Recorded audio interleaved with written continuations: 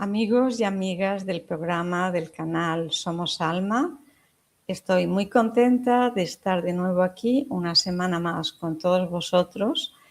Lo primero, como siempre, agradeceros vuestras suscripciones, vuestros likes y vuestros comentarios que siempre son tan cariñosos que nos ayudan a seguir haciendo esta labor que queremos, nos gusta, nos encanta y queremos participaros a todos de ella.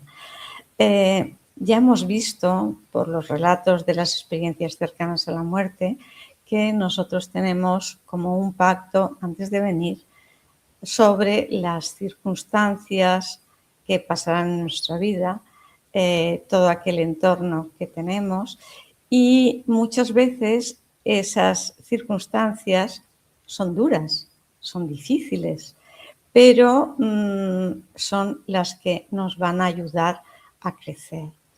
Porque ese sufrimiento, aunque nos duela, nos ayuda a buscar herramientas que no teníamos en ese momento, a buscar, y empieza la autoconciencia, el crecimiento, la resiliencia, y nos ayuda a acercarnos a nuestra verdadera esencia.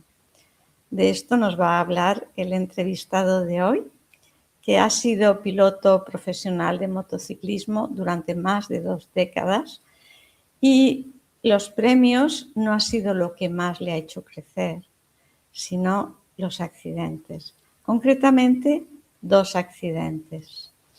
Hoy tenemos con nosotros a Jorge Díaz. Jorge, gracias por estar aquí.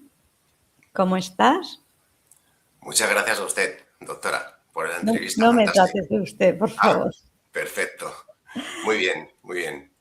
Hemos hablado de que has tenido 2 accidentes que quizá ha sido lo que más te ha marcado en la vida para hacer un cambio, ¿no?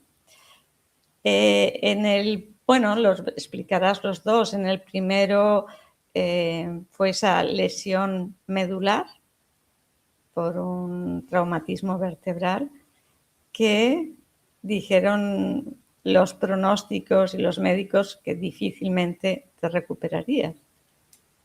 Vamos a empezar por esta. Cuéntanos. Muy bien, pues exactamente así fue. En el año 2004 yo me he dedicado al deporte del motociclismo por más de 20 años, como has dicho, y he tenido diferentes lesiones, traumatismos, y uno de los más, paralizantes para mí, nunca mejor dicho, fue este que tuve en el año 2004, un accidente en una carrera, en un circuito, y me paralizó de cintura para abajo. Sufrí una lesión medular, 2 vértebras quedaron acuñadas, seccionando parcialmente mi médula ósea, y esto me produjo pues una invalidez de cintura para abajo. Esto duró bastante tiempo, duró meses. El pronóstico médico era desalentador, ¿no? Era silla de ruedas para el resto de mi vida. Algo a lo que me negué. Perdona, ¿qué edad tenías? Fue en el año 2004. Hace 22 años tenía 26 años. 25 años. Imagínate a esa edad. Sí. Que te pronostiquen ir en silla de ruedas, una persona deportista. Para todo el mundo es duro. Una persona deportista. Sí. Además, yo por aquella época, doctora, pues corría con una marca muy afamada de BMW, y ellos pusieron toda la carne en el asador en cuanto a medios médicos, ¿no? Y 5 cirujanos de los más afamados, ya no solo españoles, sino europeos, pues dieron el mismo pronóstico menos 1. Seguramente lo conoces, Ángel Villamor, que es fantástico, es un doctor cirujano que ha atendido siempre a los pilotos y de una forma muy particular, ¿no? Quizá, pues como usted bien sabe, el trato médico personalizado y de una forma que engloba esa espiritualidad, ¿no? Que ciertos médicos conscientes, como es su caso, y el doctor Sansegarra, y en este caso también el doctor Villamor, pues me dijo: Jorge, la cosa, no te voy a mentir, está bastante complicada, pero tienes a lo mejor 10 posibilidades entre entre 100.000, ¿no? Y le dije, Ángel, pues entonces me sobran 99.990. Y Sí. dijo, pues esa es la actitud. Y efectivamente, desde ese momento, bueno, pues tomé una dirección que es a la persona que me trae aquí, ¿no? Contra todo pronóstico, quizás también por ese talante, ¿no?, que tenemos los deportistas de alto riesgo, como es el motociclismo, pues tomé la opción que quizá era la única que valía para mí, que era la recuperación, ¿no? Fueron meses muy complicados, trabajo muy duro, sobre todo mental, pero ese trabajo mental y físico me lleva a abrir un camino que jamás pensé que iba a poder experimentar, ¿no?, ni experienciar, que es el de la neurociencia, metafísica, mecánica cuántica. Empecé a buscar casos como el mío y los encontré, incluso peores. Y esto cada vez me llevaba a una situación mejor hacia mí, ¿no?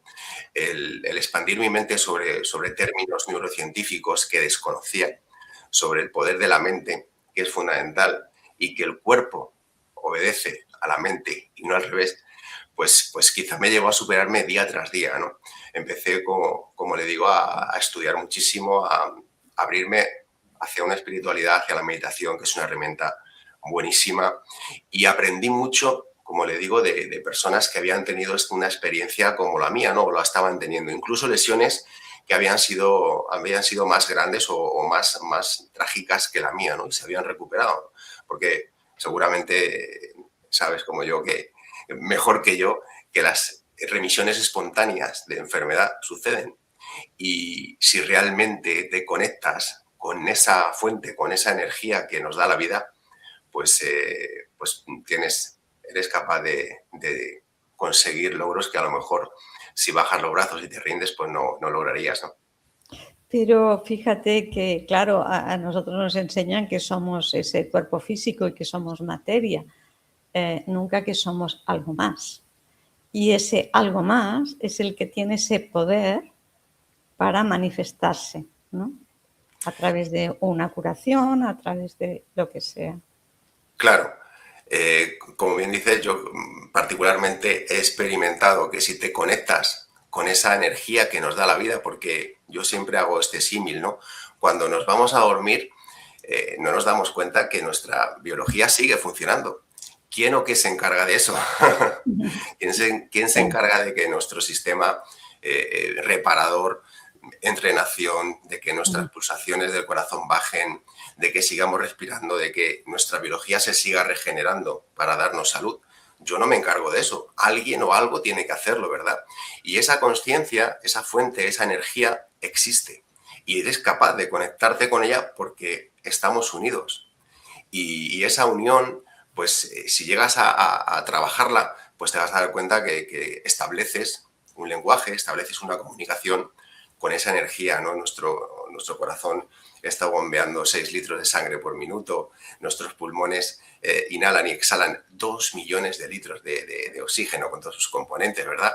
Y yo realmente no llevo la cuenta de esto, doctora. Entonces, algo tendrá que llevarlo, ¿no?, para que yo siga en funcionamiento. Y ese algo no está separado de mí.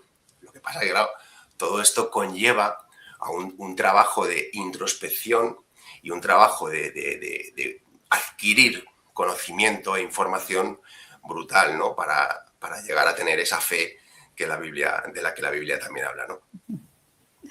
Qué bueno. Aquí escribiste un libro, esta experiencia que tenemos aquí, Incubadora Consciente. ¿Quieres decir algo para que la gente lo pueda comprar, sepa de qué, en qué consiste y luego ya se pondrán en contacto contigo? Ya haremos alguna entrevista sobre este libro porque merece la pena. Pero si quieres decir algo.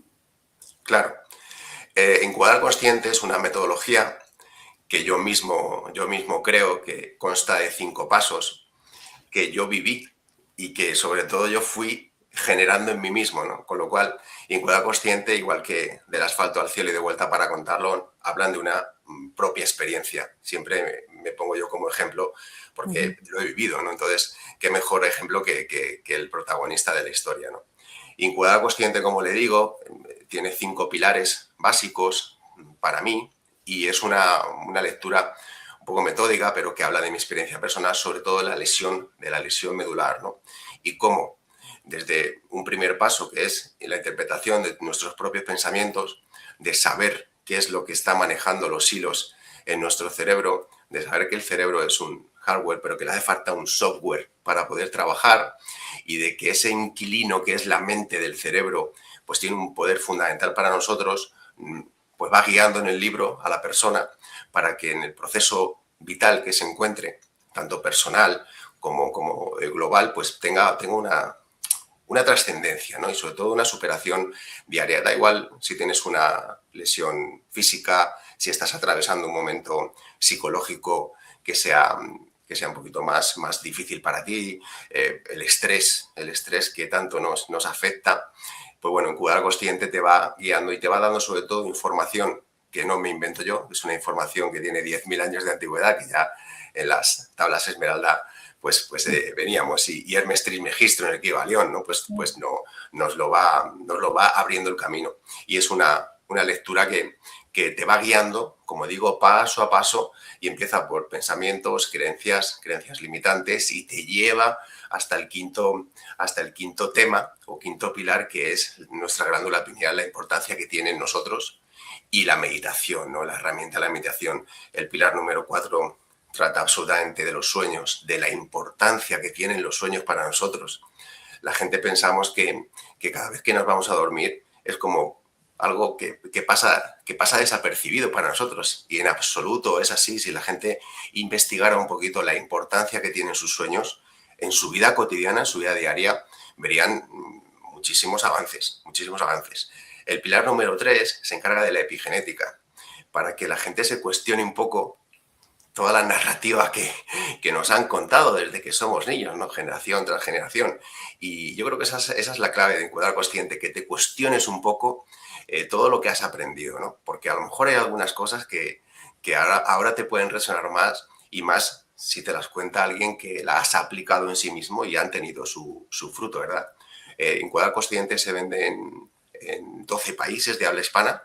Estamos en la segunda edición. El prólogo lo hace una doctora que para mí es muy importante, porque a nivel oncológico es la número 1 a nivel europeo, y yo no sé si ya casi del mundo, y con la que he tenido pues la fortuna, no la suerte, la fortuna de poder colaborar con casos de cáncer extremos, ¿no? Que también me han abierto un mundo de posibilidades y de experiencias que de otra forma no podría hacer, ¿no?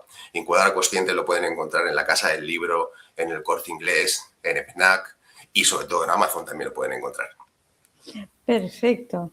Entonces, ya cuando te vino ese otro accidente que marcó también tu vida, ya estabas realmente preparado para ello. No te vino así con una información, sino que ya tú tenías una parte de la información que habías trabajado tú. Cuéntanos de tu ECM, y además del accidente, lo que viviste, cómo lo viviste, ¿en qué te ha cambiado la vida? Wow, yo pensaba que en el 2004 con la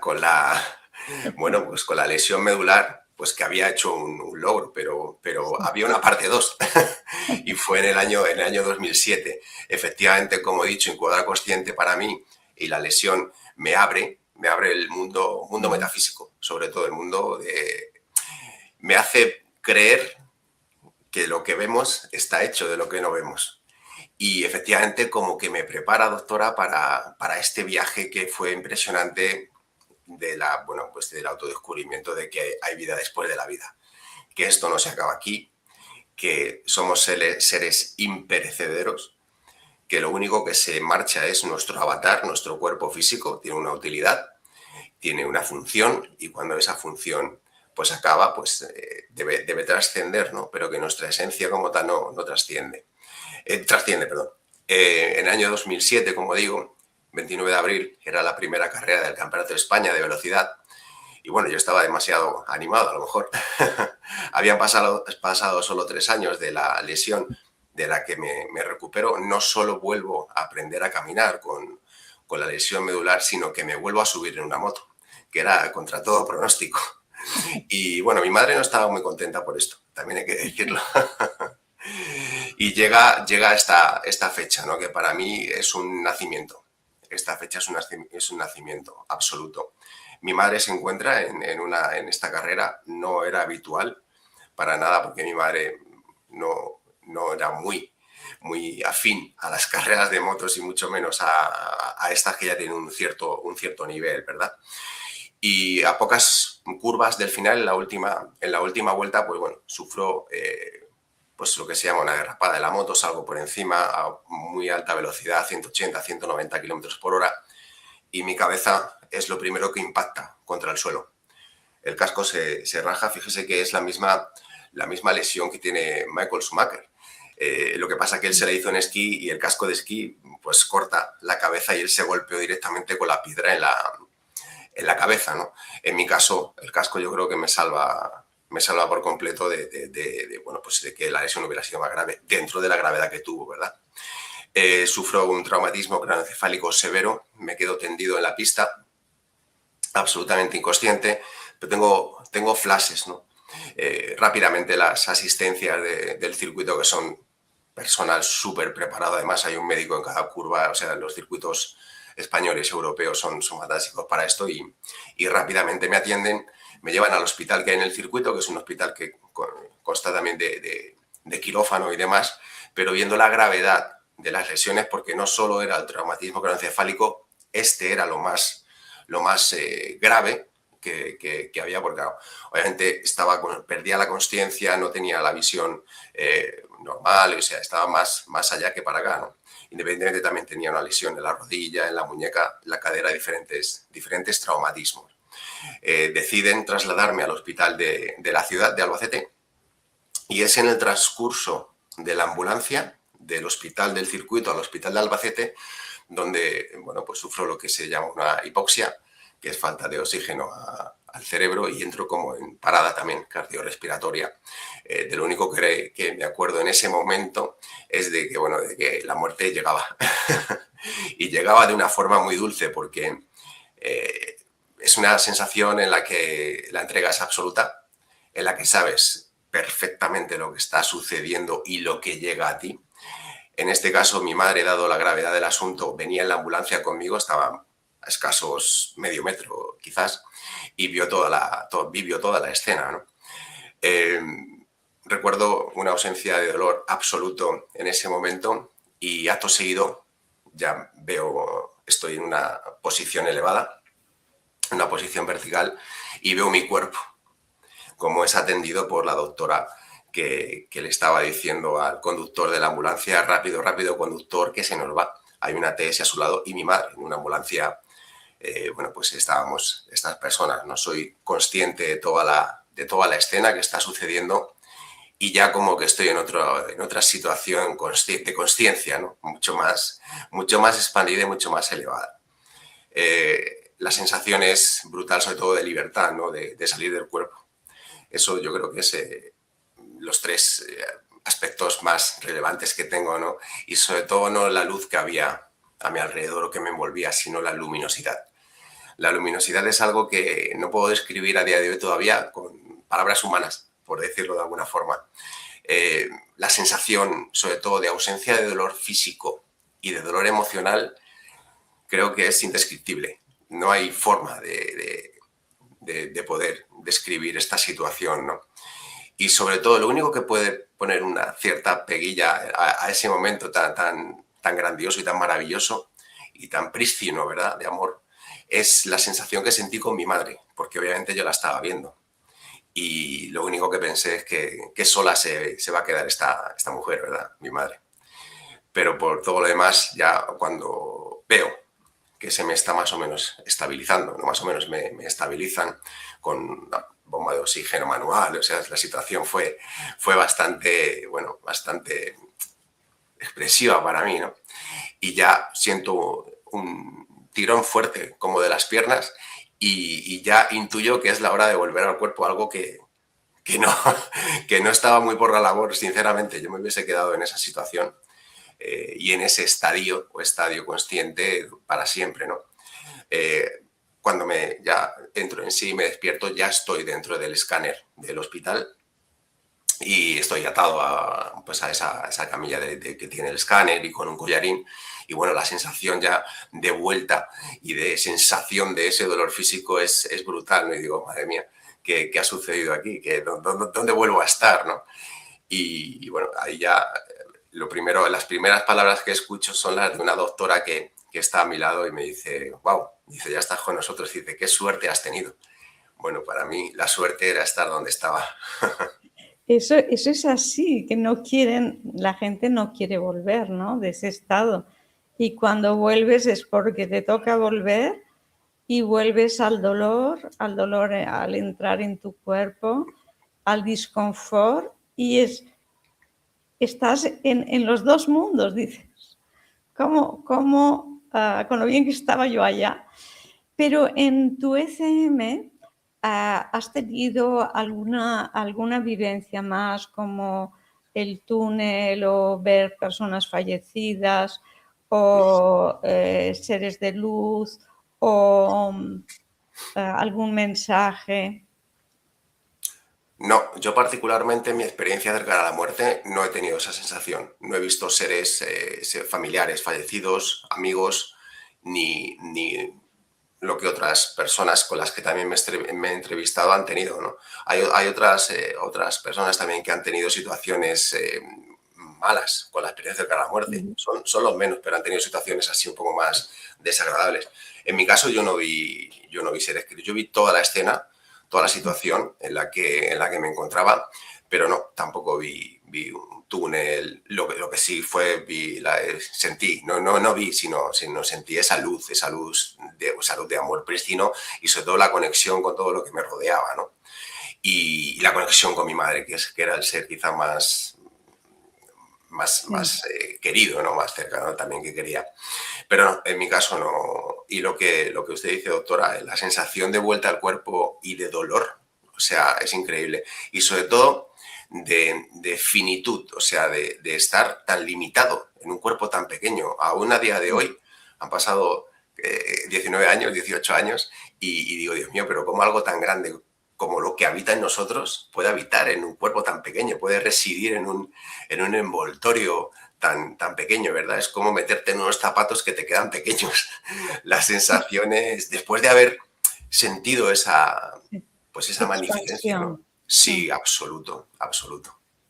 Pero es lo que dicen, ¿no? Es que ¿cómo puedo caber cuando se están metiendo en el cuerpo la sensación de opresión, de que le queda el traje pequeño y de dolor, ¿no? Pero se ha visto que independientemente del grado de las ECM según la escala del doctor Grayson, aunque tenga pocos ítems, se ha visto que hay cambio de vida, hay cambio de conceptos. Tú ya venías con cambios de conceptos, pero yo no sé si tu vida ha dado algún cambio más después de esta experiencia. Absolutamente. Me ha llevado un tiempo, quizás unos años. Soy una persona muy introvertida, pero como hablábamos anteriormente antes de la entrevista, ¿no? Quizás tenemos un propósito, por eso volvemos aquí, y es el de la divulgación, ¿no? El de poder transmitir a la gente, sobre todo paz y sobre todo esperanza. Y efectivamente eso lo vas entendiendo con el tiempo. En mi caso, había muchas preguntas, obviamente, ¿no?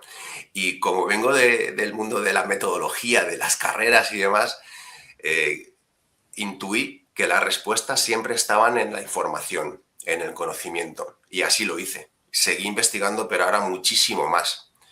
Se desarrollan en uno, por lo menos en mi caso, hay gente que desarrolla la telequinesis, que desarrolla visión remota y tal. En mi caso se desarrolla muchísimo la intuición. La intuición es brutal desde aquel día. en adelante, ¿no? Y bueno, estoy agradecido por eso. Pero sobre todo uno va encontrando la verdad de su propósito y de que el universo tiene caminos que somos capaces de identificar desde nuestra mente consciente, pero que producen serendipias, producen sincronicidades que van haciendo y llevándote a ese propósito, ¿no? Entonces creo que esto, doctora, es algo que debemos compartir y compartir desde la propia experiencia y posibilidad que uno tiene, ¿no? Son muchas las personas porque además, como digo, yo jamás pensé que iba a colaborar con un instituto oncológico, ¿no? Donde ves niños, adolescentes, personas más mayores que cambian tu vida, ¿verdad?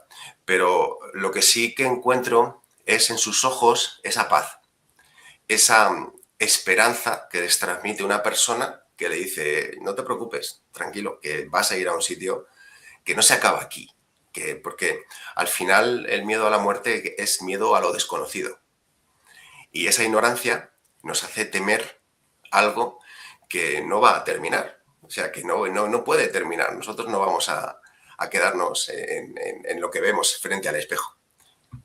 Sí, yo creo que eso es muy importante y por eso en Fundación ICLOVI estamos, tenemos cursos para el acompañamiento y el duelo enfocado desde esa parte más espiritual o más trascendente que todos tenemos, o el curso de conciencia y liderazgo social, ¿no? Porque cada uno viene aquí para desarrollar su don. Todos tenemos nuestro don, ¿no? Y bueno, ese don, pues a veces no lo buscas porque no sabes que lo tienes. Pero bueno, a través de las diversas inquietudes que surgen por accidentes de la vida, empiezas a buscar y te das cuenta de esa perfección que tiene el universo, esa perfección de todo, y que aunque no entendamos, porque nuestra mente es tridimensional, aunque no entendamos, todo tiene un propósito y siempre esos propósitos son para bien, que muchas veces dices, pero ¿cómo pueden ser para bien con los desastres que hay en el mundo, ¿no? Pero quizá aprendemos a través de los desastres, ¿no? Tenemos el libre albedrío. O cuánta gente dice Dios no existe porque si no, no estaría el mundo como está.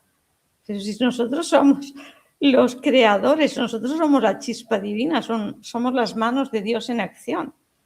¿Qué hacemos nosotros, no? Y eso es a nivel individual que tenemos que hacer y a nivel colectivo, ¿no? Haciendo redes en los que se pueda manifestar otra manera diferente de ver la vida, de vivirla, que dé esperanza y que al menos aporte a ese amor, esa compasión, comprensión que es difícil de ver y de vivir con las noticias de los telediarios, ¿no? Es muy difícil. Pues ahí estamos nosotros. Y yo creo que el miedo a la muerte es lo que te impide el vivir. Y personas como tú, que han estado más allá, que pierden el miedo a la muerte porque saben y han experimentado que la vida sigue, pues es el mejor ejemplo para todo el mundo, ¿no? Y que lo que tenemos que hacer es intentar ser coherentes, dar lo mejor de nosotros para cuando traspasemos allá que nuestra venida a la Tierra haya tenido sentido y que, bueno, que hayamos aportado lo mejor. Pero en definitiva yo creo que lo que te piden arriba es que hagas las cosas conscientemente, que las valores, que las agradezcas, porque si no lo valoras no lo puedes agradecer, si no eres consciente no lo puedes valorar, todo es una cadena, ¿no? Y para hacer, son pequeñas cosas, para hacer el cada día lo mejor posible, ¿no? E incluso lo que has dicho tú antes de el momento del dormir, también trabajar ese dormir, ¿no? Trabajar ese dormir abriéndote al conocimiento, a lo que quieran traerte de arriba y que luego lo recuerdes. Pero también es a prepararte a la muerte, porque es el final del día, ¿no? Es acabar el final del día en paz, habiendo intentado resolver las cosas del día, las cosas sobre todo a nivel emocional, porque las otras no tienen importancia, aunque nosotros pensamos que sí, pero son las emocionales, las mentales y las espirituales las que tenemos que arreglar. Y con eso nos ayudamos al momento de la muerte y también para después de la muerte, porque si no arreglas lo emocional aquí, luego tienes esos apegos y te quedas aferrado, no puedes dar el salto a la luz, ¿no? Importantísimo lo que dice, doctora, porque además mi mensaje principal que puedo aportar, ¿no? Es que, como siempre digo, lo aplico a mí, es que nos demos cuenta lo antes posible que el viaje siempre es hacia adentro, que cuanto más haces introspección, cuanto más te investigas hacia adentro, más vas a expandir tu conciencia. Nos enseñan desde que somos muy infantes a que todo está fuera y que hay que perseguir algo que está fuera de nosotros y que nunca llegamos a conseguir porque te frustras, ves al de al lado que a lo mejor consigue cosas que tú no y eso te va frustrando, ¿no? Y va desgastando tu vida. Pero realmente lo que nos enseña o nos debería enseñar la vida, este corto espacio que es la vida física, es que cuanto más te trabajes a nivel interno, más te preparas para ese supuesto final, para ese supuesto, bueno, pues fin, que nunca hay un fin. Porque cuanto más te conoces a ti, te das cuenta de que esa inteligencia que te da la vida no te la quiere quitar. Y si no te la quita aquí físicamente, que eres tú por tus propios actos, el que haces trabajo para acabar con ella, esa inteligencia que nos da, como hemos dicho antes, toda nuestra vida, nos está esperando en otro sitio, porque nuestro trabajo no deja de ser la vuelta a casa. Eso ya lo decía Campbell, ¿no? Y Goleman. Es el trabajo del héroe, esa vuelta a casa, que quitarnos el velo de la ilusión, ¿no? De la ilusión con la que venimos aquí, que nos tiene tapados, y ese trascender es el viaje interior, el mirar cuanto más puedas hacia adentro. Y cuanto más te conoces, menos miedo tienes a la muerte, porque te das cuenta de que no puede existir, de que es imposible. Pero claro, si tú estás persiguiendo el sueño de otros, o si estás persiguiendo cosas que las redes sociales, la televisión, las otras personas inculcan en tu mente, raro es que no se te pase la vida sin realmente no haber descifrado para lo que vienes aquí, ¿no? Que es experienciar esa divinidad que se experiencia a través de nosotros en un cuerpo físico. Y que por eso lo hace, para poder sentir los cinco sentidos que tenemos como avatar, ¿no? Pero que el avatar no es el avatar en esta tercera dimensión, en este plano de densidad, es el héroe, porque es el que ves en el espejo. Entonces, siempre estás intentando darle gusto al avatar, pero el inquilino del avatar, y como ha dicho antes, no se mete contigo, te deja libre albedrío. Ese Dios no es injusto, al revés, es muy justo, porque permite que los seres humanos, bueno, pues nos podamos matar entre nosotros, ¿no? Qué cosa más fea, pero deja el libre albedrío para que tomes tu decisión. Entonces, para mí es una esencia, una consciencia, una fuente de energía muy benevolente, que deja que sus hijos se expresen de la mejor forma que ellos los entiendan, ¿no?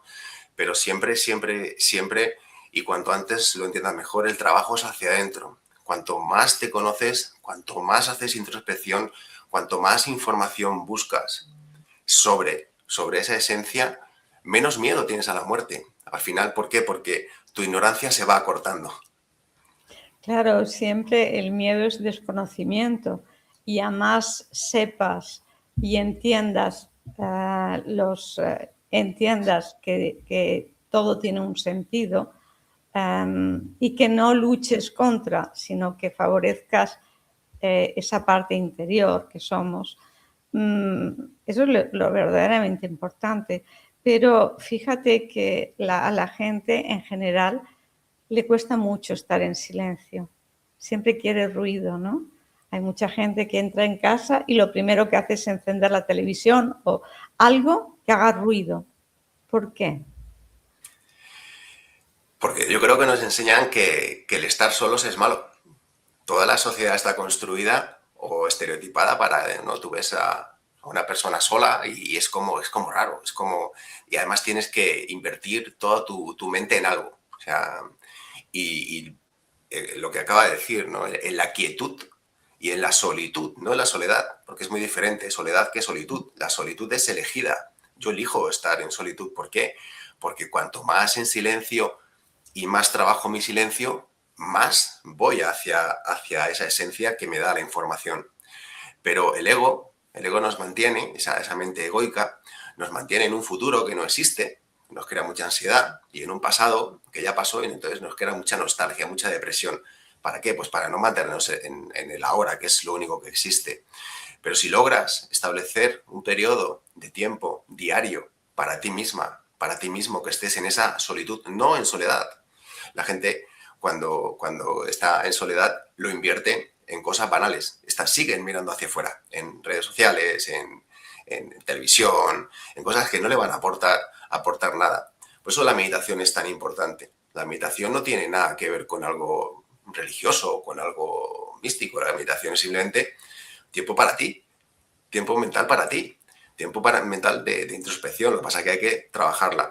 Pero ¿qué ocurre? Cuando entramos o intentamos entrar en periodos meditativos, rápidamente la loca de la casa nos dice: tienes que hacer la comida, tienes que poner una ropa a tus hijos, tienes que hacer... No, pero si ese es un momento para ti y es glorioso, porque realmente te conecta con esa divinidad, ¿no? En Incubadora Consciente, mi primer libro, hablo muchísimo de las ondas cerebrales, de lo importante que es mantener un equilibrio entre dos hemisferios, que es el izquierdo y el derecho, que parecen antagónicos y lo son, pero que hay que llegar a unificarlos en la medida de lo posible, ¿no? Y estamos siempre en esas ondas beta, que son normales porque nos mantienen en vigilia, pero también hay que bajar de frecuencia. Por eso también el sueño es tan importante. Cuando entramos en esas ondas Z, que son conexión absoluta con ese, que solo las podemos, no solo, en estados elevados de meditación, igual que las ondas gamma, ¿no? Se pueden conseguir. Pero la importancia de cuando te levantas de dormir, ¿no? Incorporarte directamente a tu día a día, ese trajín diario, ¿no? Dedicarte unos minutos para programar tu día, para dedicártelos a ti misma y a ti mismo, que es tan importante, ¿no? Pero es que mucha gente dice: es que no tengo tiempo, es que no tengo tiempo.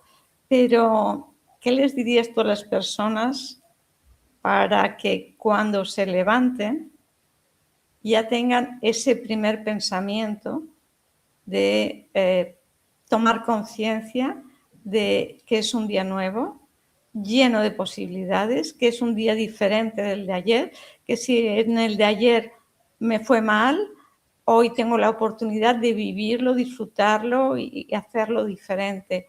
¿Qué les dirías? ¿Cómo lo pueden hacer? Vivimos en un ciclo constante de pensar, sentir, hacer. Pensar, sentir, hacer.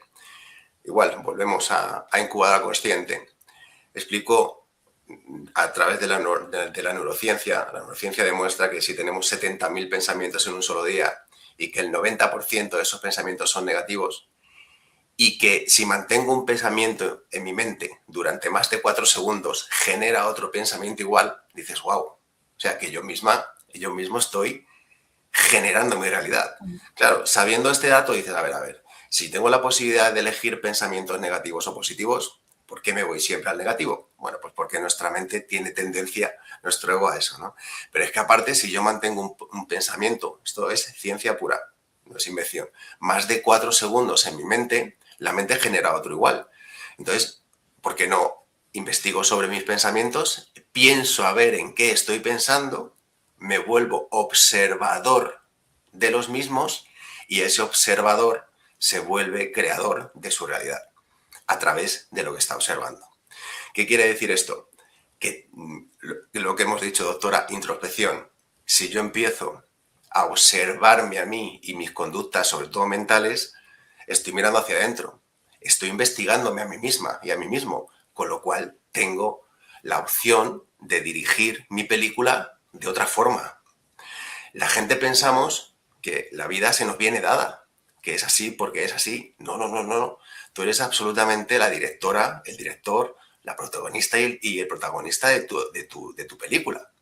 Lo que pasa que te entregas a acontecimientos externos. Entonces, si tú cuando te levantas por la mañana, en vez de tirarte de la cama y entrar en piloto automático, si tu despertador suena a las 7 y te levantas, vas al baño, vas a la cocina, levantas a tus hijos, eso es lo que haces rutinariamente, es normal y lógico. Pero a lo mejor si te despiertas a las 6:30, cuando toda tu casa todavía está en silencio, y haces esa introspección, vas a un lugar donde estés absolutamente sola o solo y empiezas a programar tu día, cosas pequeñas, no grandes cosas, conseguir pequeñas etapas, pequeños pasos día a día que te hagan ver que tú eres la directora, el director de tu película. Y dices, wow, cosas simples que las consigas a través de observar y de programar esa mente que puede ser o caótica o puede ser muy benevolente también contigo. Claro, es que la mente es un servidor y lo que pasa es que somos un subordinado de la mente en lugar de ser el observador y el que dirige la mente. Pero, Jorge, para las personas que les gustaría meditar, que has hablado mucho de la meditación como herramienta importantísima para el día a día, como una manera sencilla de meditar. Estar en quietud, buscar un sitio, un espacio de tiempo. Por ejemplo, tienes un trabajo de oficina. Entonces, tu reloj, tu horario de comida es de 2 a 4. Y haces todos los días durante los últimos 10 años el mismo itinerario. Suena a las 2, a las 2 suena la campana, te vas a comer al mismo restaurante o a otro restaurante con tus compañeras, tus compañeros de oficina. Y esas 2 horas, pues un rato comiendo, luego otro rato pues te vas al parque y estás con tu teléfono involucrado todo ese tiempo, ¿no? Pues invierte, una franja de ese tiempo en ir a tu oficina a un sitio donde estés sola o solo y puedas utilizar, o a tu coche, simplemente, que está aparcado en el parque, no en la misma calle, o ahora hablaremos de cómo hacerlo en casa. Y te dedicas un tiempo, en vez de estar con el teléfono móvil, o en vez de estar con tus amigos, con tus compañeros de trabajo, que los ves diariamente y haces siempre lo mismo durante los últimos 10 años, vete un poco antes y vete a un sitio donde estés sola o solo y un sitio calmado. Intenta paso a paso y en dosis muy pequeñas, porque claro, si no has meditado nunca, tampoco te quieras estar media hora en un sitio y que todo suceda. Invierte poco tiempo, pocos minutos en un sitio, como digo, sentada en una silla, sentado con la espalda recta, cierra tus ojos y simplemente observa los pensamientos que pasan por tu cabeza. Simplemente, eso es la práctica número 1, observar e intentar no juzgar lo que sucede, sino simplemente ser observado de tus pensamientos. Y paso a paso, poco a poco, cada día, esos pensamientos no van a desaparecer, pero sí van a bajar el volumen. Entonces, no se trata de que te quites los pensamientos de tu mente. Se trata de que esos pensamientos dejen de tener protagonismo, por lo menos los que tú no quieres, y bajar ese volumen, ¿no?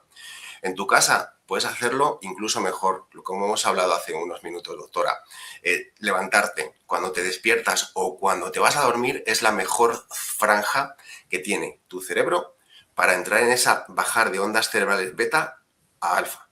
Y cuando estás en alfa es una zona perfecta. Ondas alfa, para que todos nuestros oyentes y la gente que nos vea sepa, ondas alfa es ese estado de vigilia, de duermevela en el que te encuentras. Cuando estás en la cama y vas ya a caer en el sueño, pues ese estadio es estar en ondas alfa, ¿no? Es un momento buenísimo para hacer una pequeñita meditación de relajación, siempre en un entorno que te sea favorable, ¿no? Que sea tranquilo, que sea adecuado. Búscate, si puedes, en tu casa, adecua un rincón, que siempre vayas allí, que dejes tu energía, que dejes tu energía día tras día, porque somos campos energéticos. No sé si podremos hablar en otra ocasión, ya hablamos de esto. Entonces, si tú buscas un sitio donde guardas tu energía y donde además le dices a tu mente cada día que vas a ese lugar durante 5 minutos, estás generando un programa, estás generando un hábito, estás generando una rutina muy positiva. Y al cabo de poco tiempo, cuando te diriges a ese espacio tuyo, has creado una burbuja de paz energética donde verás el proceso de la meditación cómo va fluyendo. Como digo, deben ser todo pasos pequeñitos, no querer. Si no has meditado nunca, pues ahora me busco un cuarto, una esquina, le pongo unas velas, tal. No hay que hacer liturgias exageradas, que luego la gente también nos vamos a los extremos. Es simplemente buscarte un refugio, un sitio donde poco a poco vas adiestrando tu mente. Es importante bajar ese ruido mental primero y a partir de ahí empezar a crear pues tu nueva realidad, ¿no? Tu nueva vida, porque la estás creando diariamente sin tú darte cuenta. Lo que pasa es que la estás creando desde unos patrones que no son tuyos, desde unos patrones que crees que no controlas. Entonces, simplemente te dejas llevar. Vamos a partir de este momento a ser los organizadores directos, conscientes de una nueva realidad. Como digo, con pequeñas etapas, que tú veas que un pequeño cambio en tu vida que has sido tú la que lo ha realizado, eso te va a dar fuerza a ir increciendo, ir cada vez hacia etapas mayores de conciencia y de creación. Bueno, yo aquí voy a poner un puntito en, vuelvo a la pregunta. Para hacer una meditación, tú observas tus pensamientos, ¿no? Pero, ¿cómo no engancharte al pensamiento? Porque, claro, es un bucle mental rápidamente que se genera, que es el hábito que tiene tu mente. Sí, buenísima pregunta, que me he ido un poco a lo mejor y no he contestado a su pregunta. Cuando observas que estás enganchado al pensamiento, ya estás siendo consciente. Ese es el punto. Cuando, como he dicho hace unos minutos, ¿no? Cuando empiezas a meditar, te empiezas a dar cuenta que la gente dice, yo no puedo meditar, es que no dejo de pensar. Bueno, tampoco quieras dejar de pensar, eso es prácticamente imposible. Si son los budas tibetanos que después de 30 años consiguen dejar de pensar en 4 segundos, no quieras tú dejar de pensar. Esto también es un poco absurdo, ¿no? Se trata de que seas consciente de los pensamientos que van llegando. Es muy importante porque cuando tú te centras en un pensamiento que sea de la índole que sea y te das cuenta de que estás centrándote en ese pensamiento, ya estás siendo consciente, ya le estás poniendo consciente porque tú misma ya te das cuenta o tú mismo te das cuenta de que eres observador de lo que pasa en tu mente. Nos pasa a todos, a mí también me ocurre, yo llevo meditando 18 años y hay muchas veces que mi día ha sido muy estresante o que la mente se va porque la mente tiende a sacarte de tu zona realmente de bienestar, de tu zona de la hora, del presente, y te lleva, pues eso, a otras zonas, ¿no? Entonces, cuando eres consciente de que estás pensando algo que te lleva mucho tiempo, ¡pum!, ya cambia, ya tu percepción cambia, ¿no? Es muy importante la respiración. La respiración nos mantiene presentes. En la herramienta tan poderosísima que es la meditación, la respiración yo creo que es lugarteniente de esta práctica, ¿no? El respirar durante la meditación te mantiene presente, mantiene que tu conciencia esté en el acto de respirar. Algo tan simple, pero tan buenísimo que hacemos diariamente, que es nuestra respiración. Bueno, hay técnicas de respiración que son brutales. Entonces, simplemente pensar en cómo respirar, vas a ver que además todo tu cuerpo, pum, se relaja, en todo claro, estás presente en el hecho de respirar y esto te mantiene en coherencia, ¿no? Muy importante que nos han también enseñado, ¿no? Esto ya viene de la época de Descartes, que nuestra mente o cabeza va por un sitio y nuestro corazón por otro, que son divisibles. No, en absoluto, eso no es cierto. Nuestro corazón y nuestra cabeza está unido, pero nuestra mente es la casa del ego y nuestro corazón es la casa del alma, la casa del espíritu. Entonces, ¿qué ocurre con el corazón? Lo que hablábamos antes de ese Dios, ¿no? Nuestro corazón no grita, nuestro corazón susurra. Entonces, escuchar ese susurro de nuestro corazón yo creo que es fundamental. ¿Qué ocurre? La loca de la casa no te deja escuchar ese susurro porque grita. Entonces es como si tuvieras ahí 10 personas tocando el tambor, ¿no? No deja escuchar el susurro del corazón. ¿Qué te ofrece la meditación y esa respiración? Que poco a poco, paso a paso, bajes ese volumen mental, vayas sintonizando un poquito los dos hemisferios y escuches el susurro que emite el corazón. Y el corazón, como hemos dicho, es la casa del espíritu, alma, Dios, energía, llámalo como mejor prefieras.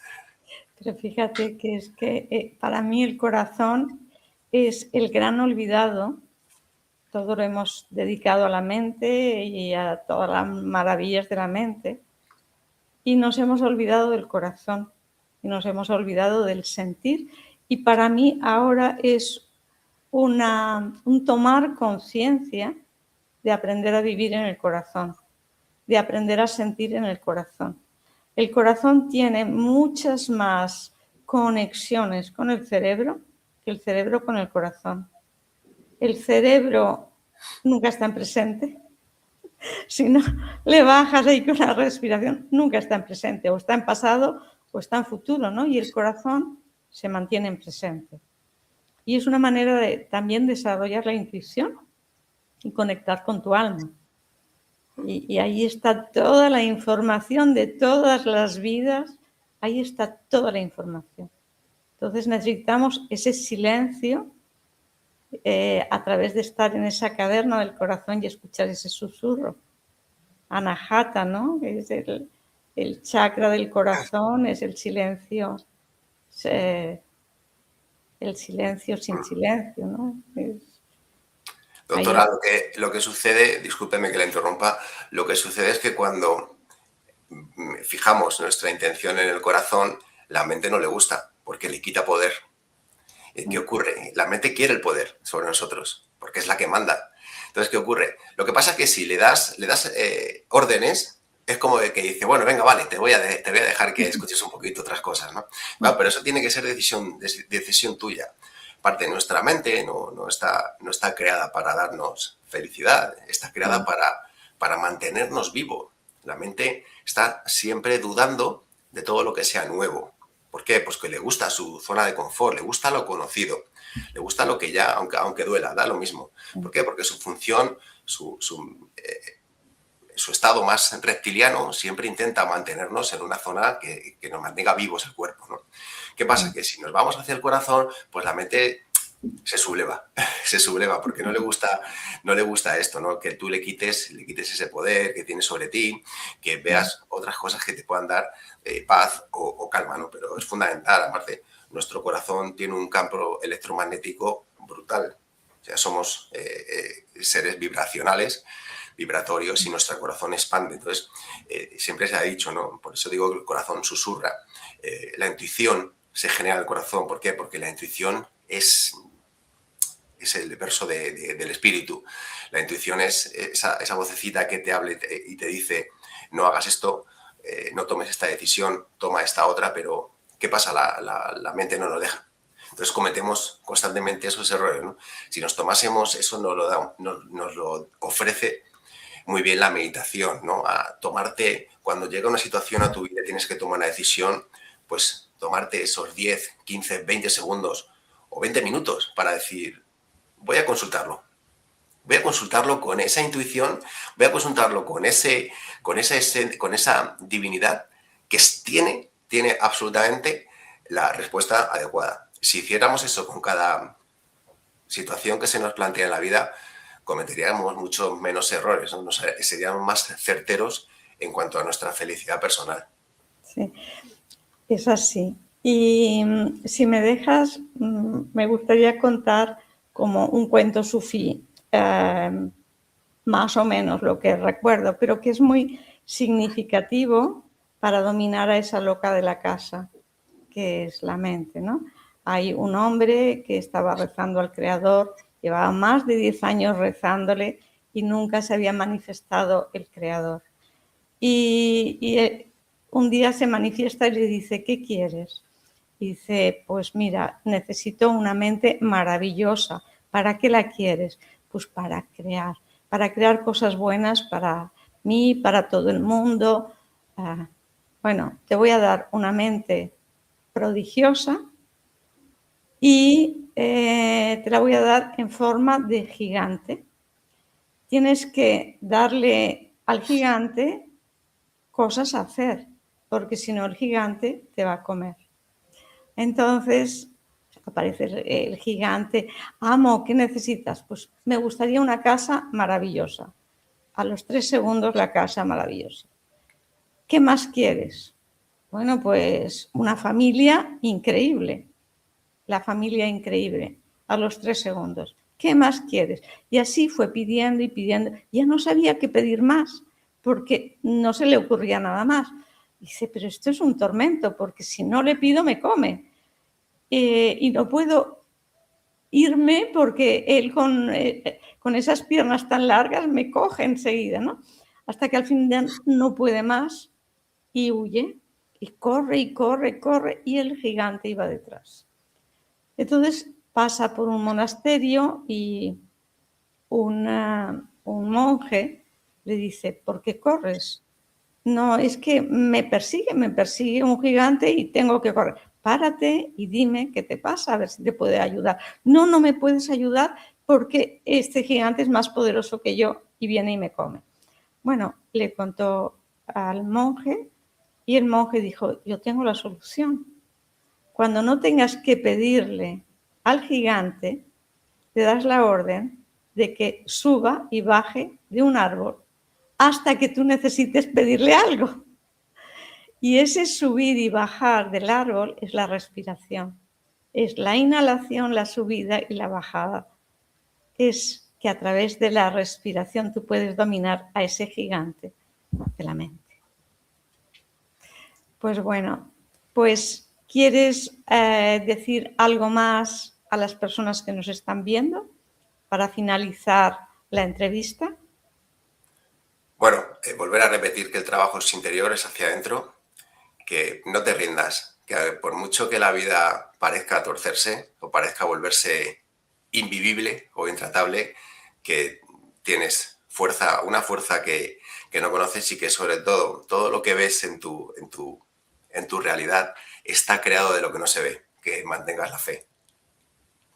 Pues es muy importante mantener la fe y también la esperanza, digamos, la esperanza de que la vida continúa. Muchas gracias, Jorge. Hasta Muchísimas pronto. gracias. Ha sido un placer. Igualmente.